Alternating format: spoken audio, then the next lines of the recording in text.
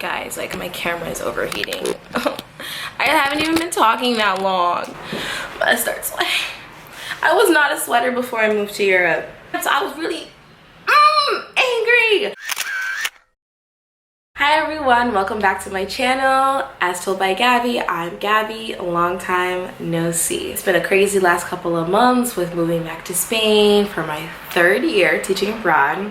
So I thought I'd share some words of wisdom. As you can tell from the title of the video, you kind of already know, like, you know, sis has had some problems here that probably could have been avoided if I had taken the proper precautions. And the thing is, I like to think of myself as a very smart, safe, self-aware person. So like, even if you think that you are all of those things, it can still happen to you.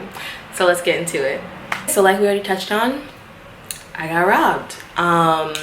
So I have two stories.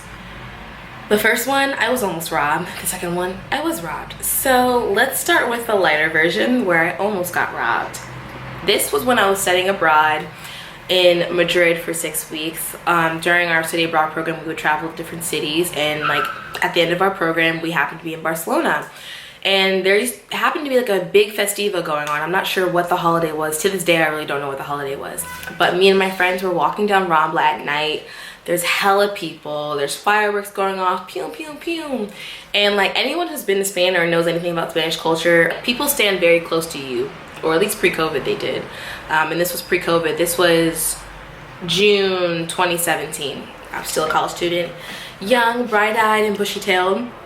Anyways, so me and my friends are walking down Rambla, and I'm standing on the outside. My friend is standing right here, and there's another girl on the other side of us. So I'm like, my head is facing this way, talking to them.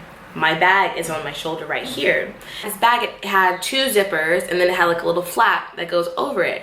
And you know, me being, I don't know, like, I don't want to blame it on being American, but like, I'm not gonna say theft isn't the problem in the US. Like, our problem is violence, but like pickpocketing isn't as big of a thing in the US. So like in between the two like little purse thingies, there's like a little slot where you can like just stick things, random things, like maybe a paper or something like that. And at the time, my phone happened to fit nicely into that little slot, and then I would just flip the button thing over, and then it would be secure, like it wouldn't move, it wouldn't go anywhere. So I'm talking to them, and like, of course I feel someone next to me, but like, I've been in Spain for 6 weeks at this point. Like, this is normal to me. I'm used to people invading my personal space. My friend just starts yelling, and I look over, and there is a guy right here with his hand in my bag. Like, he's like pulling away, and she shoves it, and I look over, and he's like, meh, meh, meh, meh, meh. Like, I'm not doing anything, like, blah, blah, blah. He had unlatched the button and was in the process of removing my phone. Like, my phone was halfway out of the bag. And thank God for my friend. She saved my phone, because when I tell you, they warned us about this in our like pre-departure classes when we were studying abroad, like be careful, pickpocketing, blah, blah, blah. I had made it through the entire trip. Like, there were maybe like 30 of us on the trip. 5 to 6 people had something lost or stolen on the trip, from GoPros to cameras to wallets, you name it. And I was very proud of the fact that none of my stuff had been lost, none of my stuff had been stolen, and none of my stuff had been broken. And when I tell you, we were flying home 2 days later, like we were flying back to the US in 2 days. Imagine, I make it 6 weeks just to have my phone stolen in the last 2 days. Like, that's not even enough time to do anything about it. My mistake was thinking that my phone was secure where it was. Like, I thought I was doing okay because it wasn't in my back pocket, it wasn't in my front pocket where someone could easily take it out. Like my friend had when we were in Madrid. We were at a club, Capital. If you've ever studied abroad in Madrid, you have been to this club, COC. And she had her phone in her back pocket. I remember being in the club in like the downstairs area where like it's basically just like a mosh pit. And I remember seeing her put it in her back pocket, and like drunk me thought, that's not a good idea. But you know when you think something and then someone like distracts you and start talking to you and you don't say anything? That's exactly what happened. Like, I thought it, and not 10 minutes later, she's like, where's my phone? And it's gone. Like, and the thing is, we didn't even bother looking for it. Like, we knew it was gone, and we were just like continued with our night. Because it's just like, what can you do at that point? Like, you can cry about it, you could be upset, or you can just enjoy the rest of your night. Because we are in one of the pickpocketing capitals of the world. Like, you're not getting your phone back. But luckily she had time and funds and the ability to get another phone here that she could use. But yeah, I was super proud of the fact that I hadn't had anything lost or stolen the entire time. So I was really angry. And also it's just like when someone steals from you, like you feel violated. But anyways, after that situation happened, he kind of just like disappeared into the crowd, and I secured my phone. Like I put my phone in the zipper part, I buckled that part, I flipped the flat part so that it was facing my body, and like no one could like unhinge it, unhatch it. I don't know how to say that, but and I put it across my body. So like, and I kept my hand on my bag for the rest of the time there. So all's well that ends well story. However, fast forward, I guess 3 years to a different situation. So the year is 2020. It is my first year living abroad in Alicante. It is pre-COVID. When I say pre-COVID, I mean like 2 weeks pre-COVID. Like COVID was definitely floating around in the air while all of this was happening. So it's Carnival 2020. Was it February? It was February. It was February 2020 Carnival. In Alicante, they take Carnival very seriously. Like there's an event every single day of the week. This incident just happened to happen at the end of the week. I made it through everything. Like I made it through thousands of people in a crowd watching a concert, hundreds of people in a club, like other events, whatever. So the last event was on like a Wednesday or a Tuesday, and it was in this plaza, and I didn't really know what to expect because when you're here, sometimes you just kind of go with it. Like you don't really know what's going on, you don't really know what we're celebrating, but you know that there's something happening, so you go. So that was the thing. My friend had told me about this event that was happening. It was like a concert, there's like a bonfire going on, there's like people, there's kids, like people are in costumes, like it was a good time. But anyway, so like at the end of like the bonfire part, they host a concert, and there's this guy, and he just changes outfits every song. Like it was honestly one of the favorite concerts I've ever been to. Like I really don't even know who the artist was. It was Spanish music, but it was really fun. But anyways, like towards the end of the concert, he has this portion where they bring out paint and paint brushes, and you can paint him. So he comes into the crowd. So like I said, it's a huge crowd, and pre-COVID people honestly still stand close to you now. But anyways, not as close as they used to. So and I had like a little backpack. And for context, my backpack, it was just like a regular tiny miniature cute little backpack, and it had like a zipper. Like that was it. And that was what I carried like to work every day. It's what I carried like just around town to run errands. So I had that bag, and it was cold outside, so I had a jacket on. So me and my friends are up like painting him, and I feel someone against my back, but I was against someone else's back. Like we were all like trying to paint this guy. Like I didn't think too much of it. So then once we like back up a little bit, I like happened to look down at my bag, and it's open, and like my heart immediately sunk. Like I knew, like I was like, they stole my wallet. Because here's the thing, I personally feel like I was being watched, because up until maybe 10 minutes before that moment, my phone was in that bag, and my phone is definitely worth a lot more than what was in my wallet. Like in my wallet was my Spanish ID, my American ID for whatever reason, my Spanish bank card, an American bank card, my health insurance for Spain, and I think I had like 10 euros in there. It honestly cost more to replace the wallet, all of my IDs, and all of my cards than they got away with. Like I turned my card off immediately. So like they were probably still in the plaza when my cards went off. And like, but anyways, back to the story.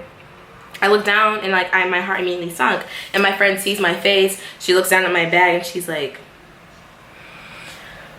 waiting to see how I'm gonna react, and I'm kind of just like, I start looking around and like asking the people around me, and of course they've seen or heard nothing. Honestly, the person could have been right in front of me and I wouldn't have known it. I go like to I don't know, I start like looking around the plaza area. Like I don't know what I'm even looking for at this point, but I end up notifying the people at the place. I'm like, hey, like if this wallet turns up, please let me know. I'm pretty sure it was stolen. They're like, good luck, sis. Like they all were sympathetic to my plight, but everyone knew that I was not getting my wallet back. And so I told them, and then what else happened? And then I went back to my friend and just enjoyed the rest of my night, because I was just like, it's gone. I could be upset about it, or I can just enjoy the rest of my night. Like everything in there was replaceable. The only thing I wasn't gonna get back was the 10 euros. Which like And the thing is, I'm really bad about carrying cash on me, which just happened to work to my advantage in that moment. Like, I don't typically carry cash or that much cash on me. The only reason I even had cash then was because I'd just gotten paid from like a private class or something that I had given that day maybe.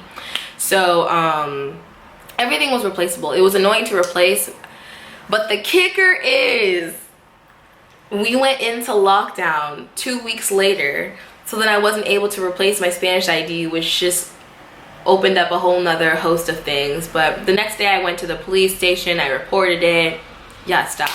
So I mean, all in all, not that dramatic, but like there's just something, for me, I get really upset when I personally lose things. So just to know that someone like opened my bag and stole my wallet was just like so upsetting to me. Like, I just felt very violated. And the funny part is, like, I know when they probably opened my bag, they were like, what the hell? Because like 2 or 3 days before this was like Carnival, like the big celebration where we all dress up in costumes. And for whatever reason, I had my friend's handcuffs in my bag, and like these are just not like regular handcuffs, like they're like pink fuzzy handcuffs and like gloves, because he went as a stripper. And I don't know why they were in my bag to begin with, and why they were still in my bag 3 days later, couldn't tell you. But the fact that whoever they moved the handcuffs to dig through my bag to pull out my wallet, they're probably, what the hell is she on? Like, what? But also like the fact that they were able to like root through my bag and I didn't even feel it, because like I know my wallet wasn't on top, but it wasn't on the bottom either, so I guess it wasn't that hard. But like, that was my other mistake. Like, I typically put my wallet on the bottom of my bag for those situations as well, that in the event that someone does get my bag open, like they have to like go through a lot to get to my wallet. But they caught me slipping, they caught me on my down bad moment, and you know, it was upsetting at the time, but it taught me a valuable lesson. Like, I'm very specific about the bags that I buy, the bags that I carry, people in my personal space, and large group events like that. Which is crazy, because that was like the last large group event I went to before COVID started, because it literally started like 2 weeks later. So that's my I got robbed story. I don't have any other ones, but there probably are other situations where I could have put myself in the position to be robbed. But now I have some tips and tricks to help you avoid this situation. They're not foolproof. You still got to use common sense, but I'm going to share some with you. Okay, so tip number 1, bags with zippers. I cannot emphasize this enough. Do not go out into like large crowds, groups, social settings with a bag that does not zip. You are setting yourself up for failure. These people are professional pickpocketers. Like, a lot of them, they make a living this way. Like, this is their livelihood. You think, oh, I'll feel it. No, you won't. You think, oh, I'll notice. No, you won't. You'll think, oh, they can't get me. It will never happen to me. It can't happen to me. Yes, it will. It can and it will, if you do not think smartly. Bonus points if not only is there a zipper, but there's a flap that goes over the zipper. Like, you need to make it as hard as possible for them to steal your shit. You'll notice when you get here that like sometimes the bags and the backpacks kind of look like contraptions, because they're hard to get into. Like, as an owner, it's kind of hard for you to get into. So imagine a pickpocketer trying to enter a bag that they're not familiar with. Like, I have bags that I had to sit and think and figure out how to open. Those are the best bags. Live by those bags. Keep those bags. Or if you have like a little shoulder bag, like, what I always do is I flip it so that the entry point is facing me. Like, if it doesn't have a zipper, which is very rare for me, it's like it'll have like a button or like a clasp or whatever those little thingies are called. The entry point is always facing my body. And I am that annoying friend that if I see my friend's entry point on the outside of their body, I will literally flip it for them and be like, here you go. Because you just don't want it. Like, you don't want the problems of having to replace all of these things. Number 2, keep your phone somewhere safe, somewhere that is not easily accessible. Like, do not put your phone in your back pocket. I wouldn't even really recommend putting your phone in your front pocket unless your pockets are really deep. Like, if there's a point, if more than half of your phone pokes out of your pocket, don't put it in your front pocket. I like to keep my phone inside my zip bag when I go out, and occasionally in my hand. But I don't think in your hand is the safest place either, because my roommate has had her phone stolen out of her hand. Figure out what's safe for you and keep it there. But back pocket, absolutely not. Front pocket, wouldn't recommend.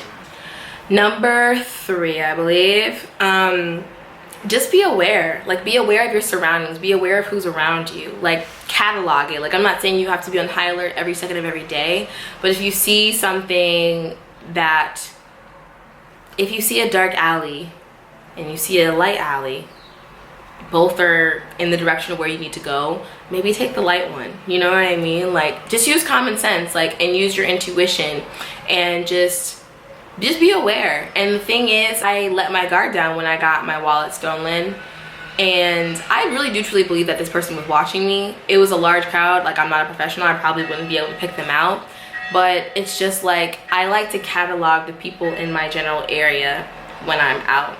And also, like, I like to be aware of, like, my friends as well. Like, when we meet up, I, like, look at what they're wearing, and it helps you remember they're easier to find if you get lost in a crowd. If you lose them, it's easier for you to describe them, like what they were wearing, what they look like, things like that. I feel like this kind of goes along with being aware, but trust your gut.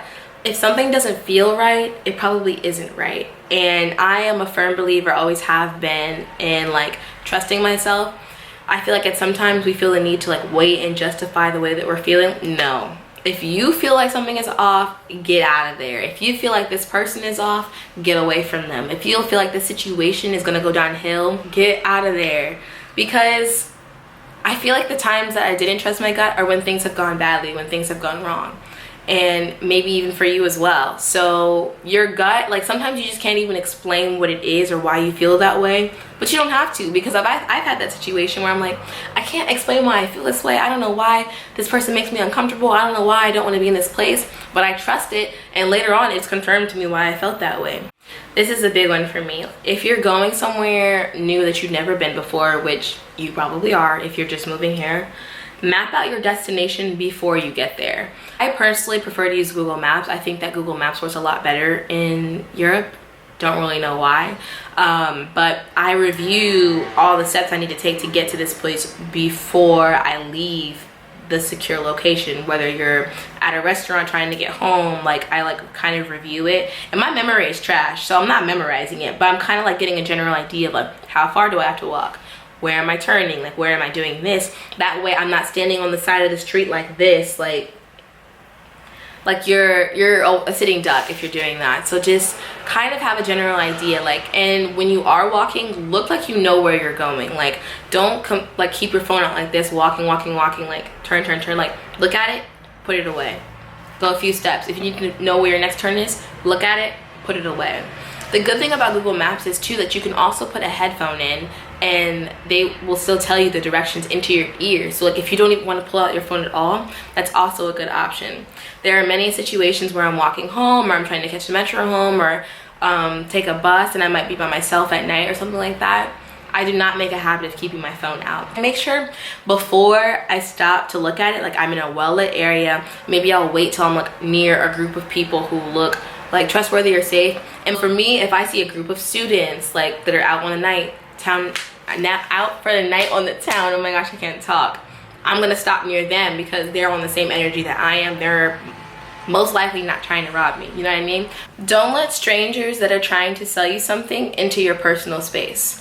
So a lot of times people will come up to you and try to sell you things on the street, especially if you're in a touristy area or a touristy town. Like, you'll be maybe at a restaurant, they'll try to come up and sell you something, but do not let them into your personal space. I know this was especially a problem for me in Madrid. Women would come up to me and try to sell me, like, herbs or flowers or things like that, and they would get very, very close to me. Or if they were selling a bracelet, they would try to put it on my arm. They would try to put the flowers in my hands.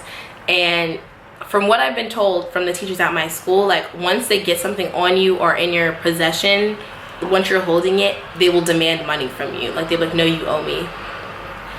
How I owe you? You put this on me.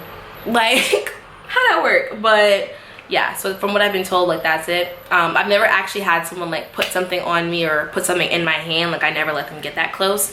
But yeah, that's something to watch out for as well.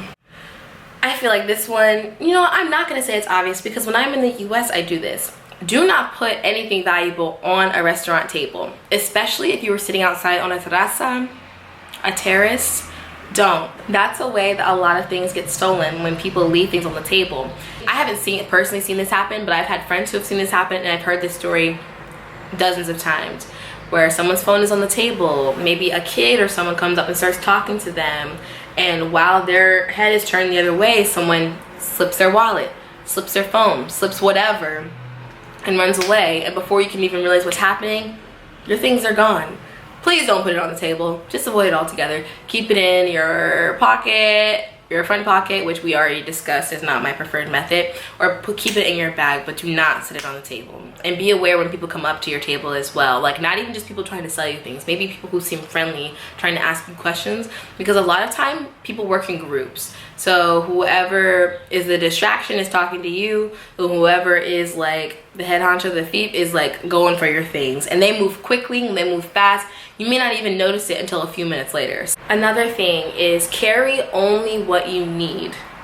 And what I mean by that is like in your wallet. Like if it's not something you need, do not carry it. That's where I went wrong with my wallet situation, which made like replacing things a lot harder. Is I had a lot of things that I didn't need to be carrying in my wallet. Like, why am I carrying my American ID in my wallet? At this point I have a Spanish one. Like that's what I need to show people, not my American one. So then I had to pay, I think, $30 to replace that, when like I didn't even need to be carrying it. I personally wouldn't carry more than 20, 25 euros in cash, because like what do you need it for? Spain is cheap.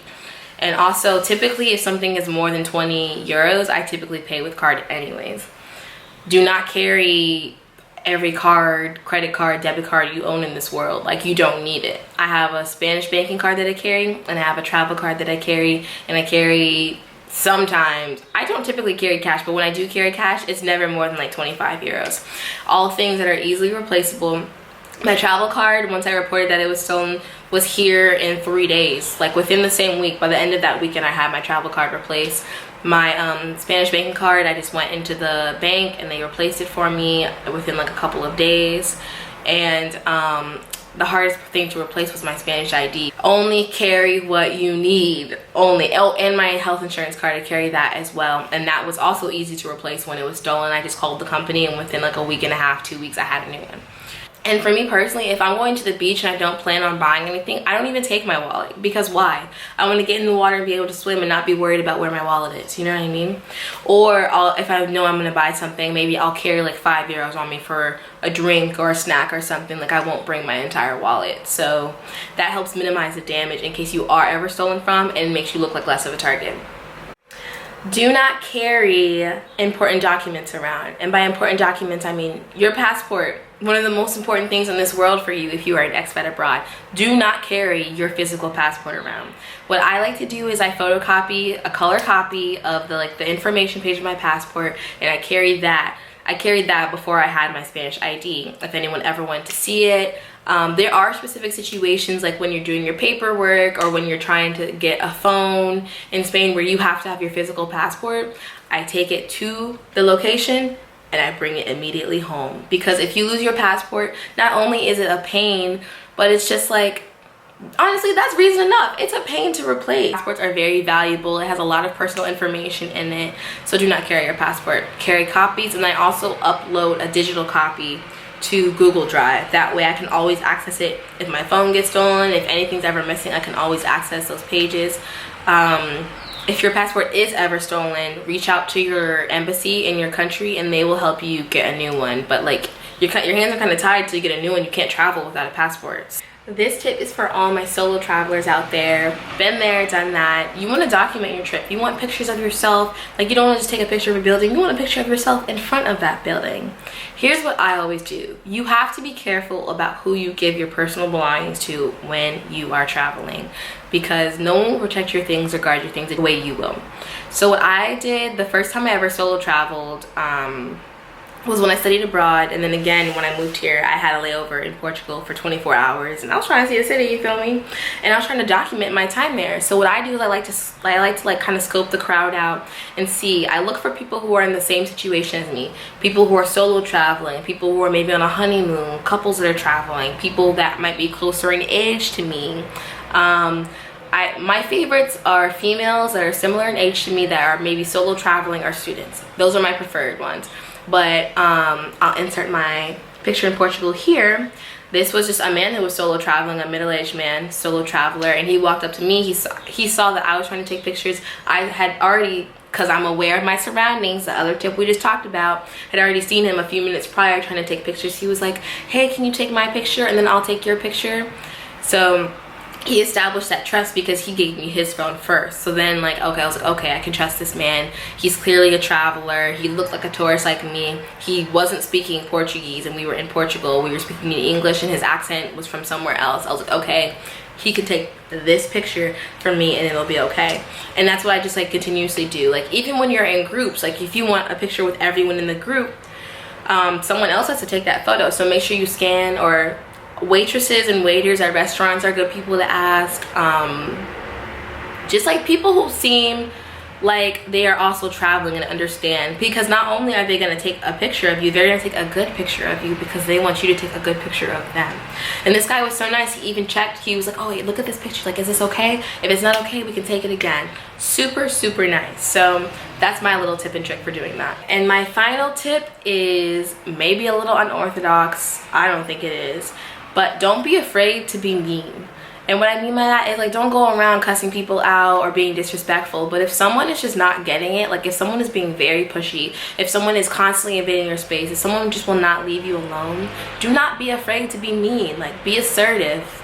Kindness gets you everywhere, but being mean can protect you. I'd rather be mean than hurt. I'd rather be mean than stolen from. I'd rather be perceived as mean than be in a bad situation that I don't want to be in because I was trying to be too nice. You know what I mean? I've already been told that I have a bitch face, like a resting bitch face. I'm not proud of it, but I can't do anything about it. It is what it is. So I've had people come up to me and be like, you should smile. No, I don't want to. You know what I mean? Like, I'm happy. Like, you don't look happy. I am happy. Now I'm upset because you're telling me to smile. But I feel like that's kind of different from what I'm trying to get at here. So back to what I was saying.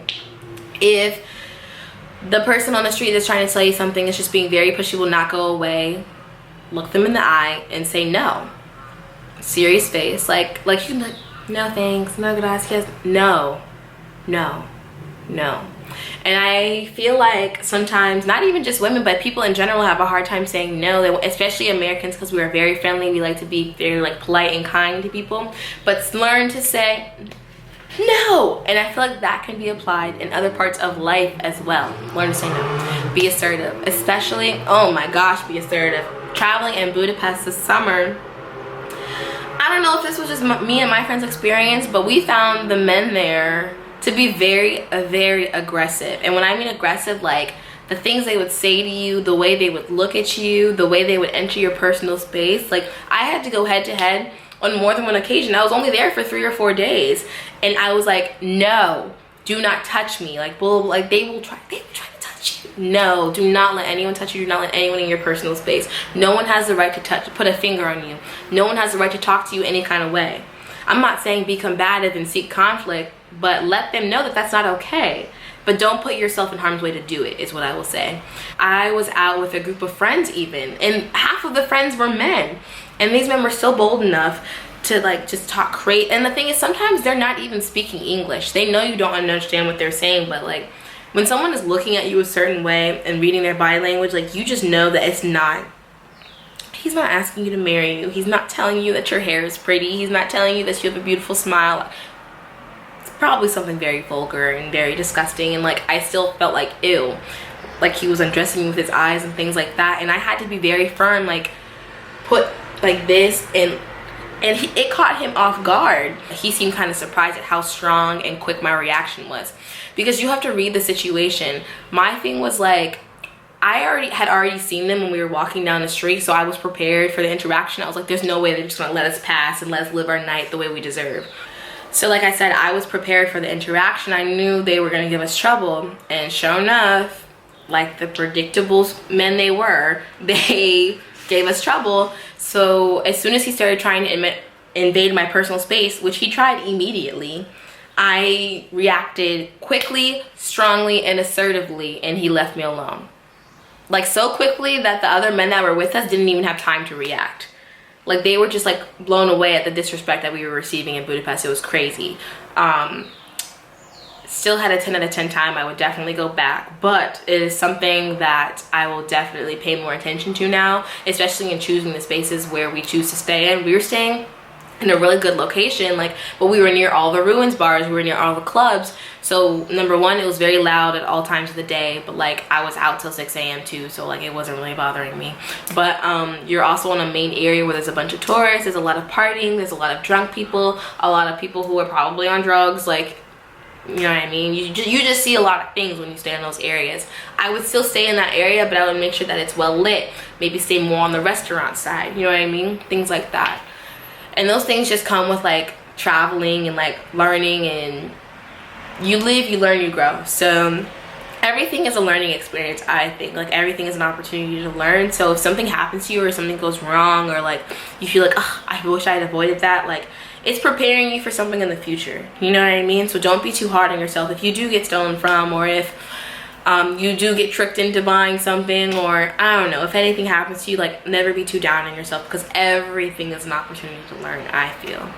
So that's all I have right now. I hope these tips will help someone somewhere out there prepare for travel, prepare for solo travel, prepare to move abroad. I'm sure I have more tips, but these are just the ones that I could think of for the video. If you have any tips, leave them in the comments below. If you like this type of video and you want to see more, let me know and I will try to do that as well. If you enjoy my channel, please like and subscribe and let me know what you want to see. You can also follow me on Instagram if you want to see what it's like living. I do kind of keep things in highlights so you can kind of see my journey in Spain and then my journey traveling to these other places. But until next time, thank you for watching and we'll see you again soon.